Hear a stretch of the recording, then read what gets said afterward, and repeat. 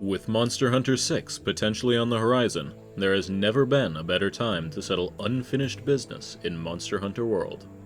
I'm the Moga Village Marauder, Greatsword main by trade, and I'm going from zero to Fatalis on a brand new character with a brand new weapon, the Longsword. I'll be providing week-by-week breakdowns on what gear I'm using and my progression overall. I'll also be providing recommendations for builds and weapons throughout the game and at specific points in progression. There are a few simple rules I'll be following in my playthrough to keep things simple and clear, though the primary focus of this series is the builds and progression goals, rather than my own personal skill. First, unless I need specifically blunt or bullet damage to get a given drop, I will be using exclusively Longsword. Second, I will not be using the Plunder Rang or Plunder Claw. If I want drops, I have to earn them. Third, while I am not restricting myself to solo play, I can only hunt with players using equipment available to me. No getting carried by post-Fatalis teammates, and no pubs. Additionally, while many players may opt to use the Defender and Guardian gear throughout low and high rank, I will not be using them, as I feel they detract from the overall experience and encourage a sloppy playstyle. For week 1, I really wanted to do a few things. I wanted to complete low rank and most of the optional quests, unlock Raider Ride in the Ancient Forest, Wildspire Wastes, and Coral Highlands, and overall get a good feel for how my weapon plays.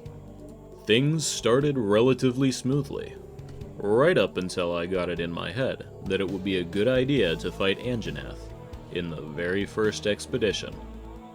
Learning the timing on my Foresight Slash was going well though, and I took it down with only a couple deaths. Killing Anjanath this early has very few benefits, but it will allow you to craft the Blazing Shuttle 1 as soon as you unlock Rarity 3 weapons. After finishing the expedition and carving up a Kuli Yaku, I built the First Dance 1, my weapon of choice for the next few hunts. After killing Pookie Pookie, somehow making it through the best kind of quest with most of my brain cells intact, and gutting a mudfish, it was time for Tobi Kadachi. Kadachi can be a bit of a pain point for many players, as it attacks quickly and retreats just as fast. On Longsword, this is your first real test of timing. Land your Foresight Slashes and be patient with your Helmbreakers. Once you've toppled Kadachi once, you should be able to keep him down for most of the fight by looping through Spirit Round Slashes and Helmbreakers. We'll be using Kadachi's parts to make a new sword before taking on Anjanath. Where Kadachi was a tricky fight due to its speed, Anjanath is a tricky fight due to its tendency to one- or two-shot the hunter, as can be seen here when my game decided to have a connection issue. In a solo hunt, in an empty lobby. Anjanath is mostly slow, with large windups for all of its attacks. This does not, however, mean you can throw out Spirit Helmbreakers whenever you have the red gauge for it. This is the build I used for Anjanath. I used the Blazing Shuttle 1 because I had it. I likely would have had an easier time had I swapped to the Pulsar Shuttle 1, as the Blazing Shuttle's tiny sliver of green sharpness was constantly being deleted by Anjanath's tough hide, leading my now yellow sharpness blade to bounce off of said tough hide. Bone Helmet and Mail are both solid pieces of low rank armor, giving health boost and attack boost respectively, and for my greaves I used Alloy to help with my sharpness troubles. Once we finish with Anjanath, it's on to Zora Magdaros' first siege, where we'll fire cannons, ballistas, and one-shot binders. Eventually, we climb aboard the massive beast to smash some rocks, but mostly, we wait around. Eventually, a special guest shows up, we smack him around a bit, and go to cutscene. After talking to a few folks, running around a bit, we've unlocked the Coral Highlands. Around this point, I decided I was getting sick of getting lost in the Ancient Forest, and decided to unlock Raider Ride in the 3 locales I had access to. Originally, I had a section here where I talked about how to unlock them, but there really wasn't all that much to it, and all the information can be found fairly easily with a simple Google search, so I'm omitting it for this version of the video. With Raider Ride unlocked, it's back to the main story. The Tsitsi-Yaku's Flickering Glow is my recommended weapon for now, but Pulsar Shodal 2 and Blazing Shodal 1 are also good options.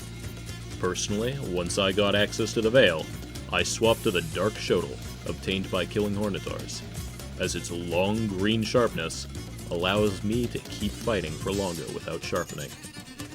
For Legiana, I added the Lumu Coil to my armor set. Legiana can be an annoying fight on account of its propensity for staying in the air and the sloped ground everywhere in the Coral Highlands, but bringing flash pods and making use of the 3 easy flash pods provided should make this flying wyvern fall apart quickly. Next is Odogaron. I used the same gear as with Legiana, but added a Stera Jerky to my item bar for quick bleed recovery. Odogaron shouldn't pose too much of a threat if you're on your game with your counters, but he can punish a poorly timed Spirit Sheath, so be careful.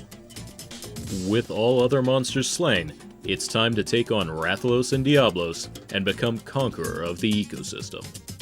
I used this armor set with the Dark Shodal 2, but Flickering Glow 2, Pulsar Shodal 3, or Blazing Shodal 2 would have worked just fine, as would pretty much any armor set you like. I took on Rathalos first, as I didn't remember what his armor had, while I knew that Diablos didn't have anything I'd want. Rathalos can be difficult for many of the same reasons as Legiana, but compounds it by actually dealing damage with its attacks. Flash pods will keep him out of the air, and cutting his tail can mitigate the threat of his tail smacks, but his fireballs and poison claws aren't going anywhere. While Rathalos is scary because he can two-shot you and likes to fly around and shoot projectiles, Diablos is scary because he can one-shot you. Luckily, Longsword's 2 counters are perfectly suited for dealing with slow heavy hits like Diablos. Bring Screamer Pods and take the easy Screamer Pods provided, and launch them whenever Diablos burrows for a free beatdown session. Additionally, I highly recommend opting for a weapon with a lot of green sharpness, or else using Hornitor Greaves for handicraft, as anything short of green will bounce off of most parts of Diablos.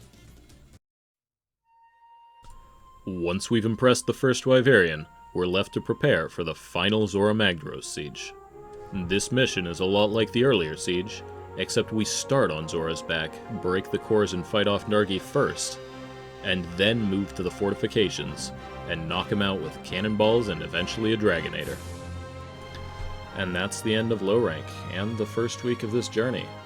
More than anything else, my advice for players at this point in their progression is to do your optional quests, deliveries, and critical bounties pretty much as soon as you get them. It may seem like a drag to spend time on side content when you aren't even struggling with the main content yet, but a gathering or culling quest here or there is significantly more doable than waiting to realize you're missing something and looking back at a massive backlog of quests you've ignored. And believe me, once you get to the endgame, you're going to want most of the rewards that these quests have to offer. If you made it this far in the video, thank you. It means a lot to me. It would also mean a lot if you liked the video and maybe subscribed for more. I plan to complete high rank next week, and I'll have the video out as soon as possible. Beyond that, my tentative outline is as follows. Week 3, I'd like to complete up through Shara Ishvalda and get started on the Master Rank ride. Week 4 is where uncertainty really sets in.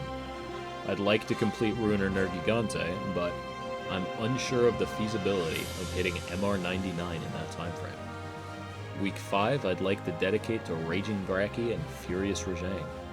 Though, if the stars align, I may also be able to take on Alatreon as well. Week 6, Alatreon and Fatalis. Keep in mind that all of this is really just guesswork at this point. Additionally, I'd like to fit Safi Jiva in, but I'm not entirely sure when he'll be available for me to fight. Hopefully just a bit after I finish Master Rank and start on the endgame monsters, but I might not have access to him. Beyond all that, here's a list of the music used in the video, and I'll see you next week.